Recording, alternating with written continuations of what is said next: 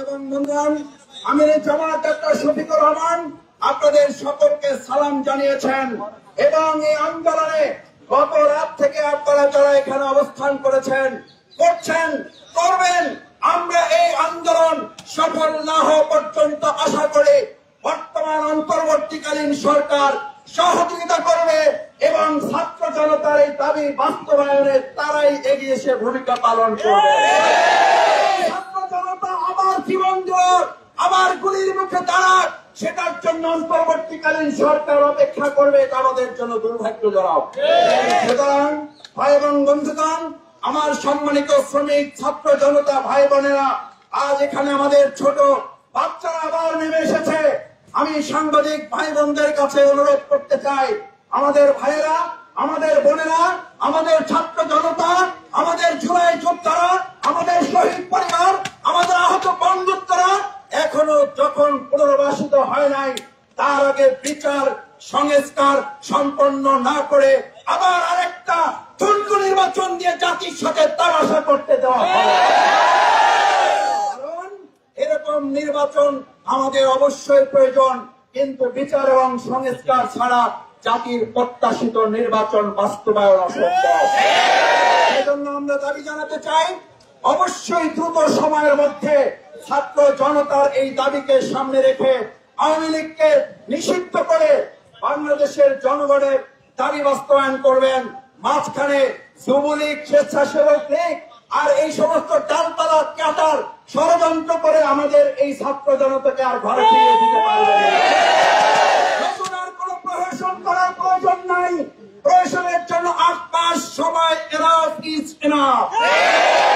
পরিষ্কার বলে যাই, আমরা ছাত্র জনতা আজ এখানে নেমেছি পরিষ্কার বাস্তবায়নের জন্য। আওয়ামী লীগকে নিষিদ্ধই হচ্ছে এখন দেশের মানুষের 1 নম্বর প্রধান এবং সবচেয়ে মূল লক্ষ্য। এই লক্ষ্য থেকে অন্য কোন দিকে আমাদের ডাইভার্ট করা যাবে না। সেজন্য আমি আপনাদের কাছে আহ্বান জানাতে চাই, আসুন আমরা ছাত্র জনতা এদেশের জনগণের পক্ষ থেকে এই আওয়ামী লীগকে নিষিদ্ধ করে একটা নিরাপদ বাংলাদেশ তখনই করা যাবে। শুধু নিরাপদ যমুনার দায়িত্ব আমাদের কাউকে নিতে হবে না, নিরাপদ একটা বাংলাদেশের দায়িত্ব আমরা সবাই মিলে নিতে হবে। আমরা সেক্ষেত্রে প্রশাসন যারা আছেন তাদেরও সহযোগিতা কামনা করি। আমাদের দেশের বিভিন্ন স্তরে যে যেখানে আছেন, আমি আশা করি আওয়ামী লীগকে নিষিদ্ধ চাই এই জনগণ ছাত্র জনতার আহ্বানের সাড়া দিয়ে শুধু যমুনায় নয়, বাংলাদেশের প্রত্যেকটি ইঞ্চি মাটিতে দাঁড়িয়ে আমরা ব্যারিকেড তৈরি করতে সক্ষম। এখানে যদি চারদিকে আমাদের ব্যারিকেড দেওয়া হয়, তাহলে আমরা ধরে নেব সারা বাংলাদেশের আবার 56,000 বর্গ মাইলে আমাদেরও ব্যারিকেড তৈরি করতে বাধ্য হবে। এখানে ব্যারিকেড দিয়ে ছাত্র জনতার এই গণজোয়ার ঠেকানো যাবে না, বরং সারা দেশে এই জনতার গণজোয়ার আপনারাই দায়িত্ব নিয়ে ছড়িয়ে দিবেন।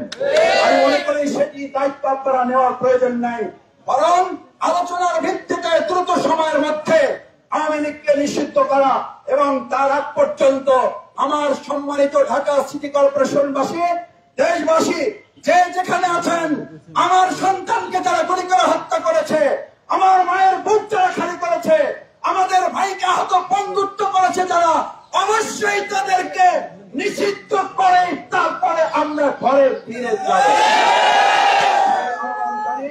আপনারা যারা এখানে এসেছেন, আপনারা যতক্ষণ আমাদের এই দাবি বাস্তবায়ন না হচ্ছে, আমরা আপনাদের পাশে থেকে দাবি বাস্তবায়নে সর্বাত্মক সহযোগিতা করব, সেই আহ্বান জানিয়ে সেই প্রত্যাশা ব্যক্ত করে আপনারা শেষ পর্যন্ত দাবি আদায় অটল অবিচল জুলাই যোদ্ধারা জুলাই আগস্টে গোটা পৃথিবীতে যেমন উঁচু করে বাংলাদেশকে দেখিয়েছেন, আমরা আওয়ামী লীগকে নিষিদ্ধ করে আরেকবার বাংলাদেশকে পৃথিবীর মানচিত্রে আমরা তুলে ধরব।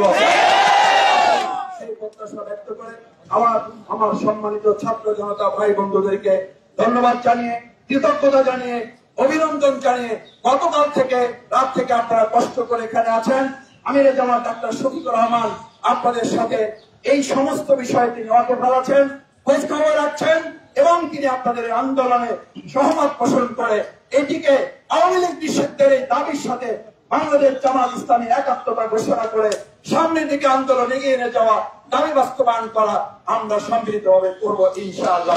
আসসালামু আলাইকুম ওয়া রাহমাতুল্লাহ। দর্শক এতক্ষণ কথা বলছিলেন ঢাকা মহানগর দক্ষিণের জামায়াতের সেক্রেটারি ডক্টর শফিকুল ইসলাম। তিনি এসেছেন হাসনাত আবদুল্লাহর পাশেই তিনি দাঁড়িয়ে বক্তব্য রেখেছেন। একটু বিষয় আপনাদের জানিয়ে রাখি, বাংলাদেশ জামায়াতে ইসলামী এই ছাত্র জনতার সাথে একাত্মতা পোষণ করেছে যে তারাও কিন্তু আওয়ামী লীগ নিষিদ্ধের দাবি করছেন, অর্থাৎ তারাও আওয়ামী লীগ নিষিদ্ধ চাই, সেই বিষয়টি তারা বলছেন। দর্শক কোন জায়গা থেকে আমাদের ভিডিও দেখছেন কর্মসে অবস্থান করছি, যুবলীগ স্বেচ্ছাসেবক লীগ নিষিদ্ধের প্রহসন দিয়ে আমাদেরকে এখান থেকে উঠানো যাবে। আমরা এর আগে দেখেছিলাম ছাত্রলীগকে মিলবে আরো নিষিদ্ধ করা হয়েছে, তারপরে আমরা বাংলাদেশের অনেক জায়গাতে ছাত্রলীগের মিছিল দেখেছি। পুলিশ সম্পূর্ণভাবে ব্যর্থ হয়েছে সেই মিছিলগুলোকে রুখে দিতে। এমন ঠিক আছে, ওটা কেটে দিছিল আমার কথা বলতে। বন্ধুগণ, আমরা কিন্তু নিরাপত্তা অনুরোধ করছি, আমরা এখনো সংবাদ সম্মেলন শুরু করব।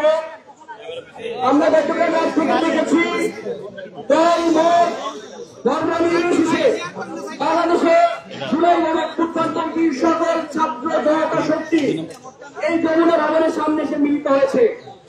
আমরা আজকের এই সংবাদ সম্মেলনে আন্দোলনের অগ্রগতি এবং আন্দোলনের পরবর্তী অবস্থানের কথা বলবো। আমরা সংবাদ সম্মেলনটি শুরু করছি। সংবাদ সম্মেলনের শুরুতে কথা বলবেন নাসির উদ্দিন পাটোয়ারি। দর্শক আমরা আবারও আপনাদের সাথে যুক্ত হচ্ছি, আমাদের সঙ্গেই থাকুন।